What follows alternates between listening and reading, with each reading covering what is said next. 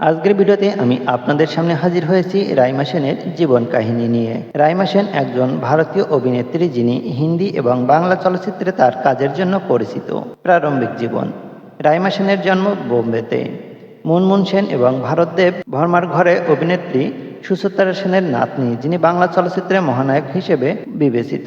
তার বোন রিয়া সেনও বলিউড ইন্ডাস্ট্রিতে রয়েছেন। তাদের বাবা ভারতদেব বর্মা ত্রিপুরার রাজ পরিবারের সদস্য। তার পিতামহী ইলা দেবী ছিলেন কোচবিহারের রাজকন্যা, যার ছোট বোন গায়ত্রী দেবী ছিলেন জয়পুরের মহারানী। তার পিতামহ ইন্দিরা ছিলেন বরোদার মহারাজা সায়াজিরাও গায়কোয়াড় তৃতীয়ের একমাত্র কন্যা। রাইমার প্রপিতামহ আদিনাথ সেন ছিলেন কলকাতার একজন বিশিষ্ট ব্যবসায়ী, যার ছেলে দীননাথ সেন প্রাক্তন কেন্দ্রীয় আইনমন্ত্রী অশোক কুমার সেনের আত্মীয়, ছিলেন ত্রিপুরার মহারাজার দেওয়ান বা মন্ত্রী। বোনদের পর্দায় তাদের মায়ের প্রথম নামে কৃতিত্ব দেওয়া হয়, যদিও তাদের অফিসিয়াল কাগজপত্রে দেববর্মা উপাধি দেওয়া হয়েছে। ব্যক্তিগত জীবন। সেনকে তার মা বা বোনের চেয়ে তার দাদির সাথে অনেক বেশি সাদৃশ্যপূর্ণ বলে মনে করা হয়। একটি সাক্ষাৎকারে তিনি বলেছেন, যখন তিনি মুম্বাইয়ের দ্রুতগতির জীবন এর জিম এবং নাইট ক্লাবগুলি উপভোগ করেন, তিনি কলকাতায় তার পরিবার, তার কুকুর কুডলস এবং কলকাতার রাস্তার খাবার, উল্লেখযোগ্যভাবে ঝালমুড়ি এবং আলু চাট মিস করেন।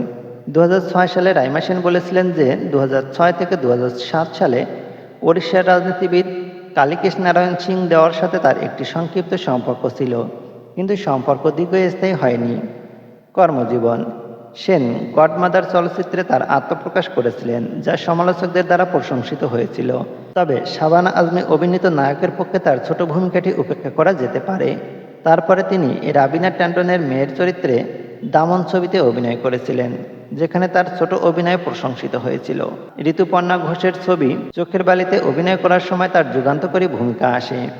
আরও কিছু গড়পড়তা সিনেমার পর 2005 সালে পরিণীতা অভিনয় করেন, যেখানে তিনি চরিত্রের নায়িকায় প্লেমেট চরিত্রে অভিনয় করেন অভিষিক্ত বিদ্যা বালান। তারপর থেকে তিনি অ্যাকশন থ্রিলার 10 এবং বাংলা চলচ্চিত্র অন্তর্মহল দিয়ে আরও দুটি হিট হয়েছে। 2006 সালে তিনি দ্য বং কানেকশন চলচ্চিত্রে অভিনয় করেন। 2007 সালে তিনি অভয় দেওয়ালের সাথে থ্রিলার মনোরমা 6 ফিট আন্ডারে কাজ করেছিলেন।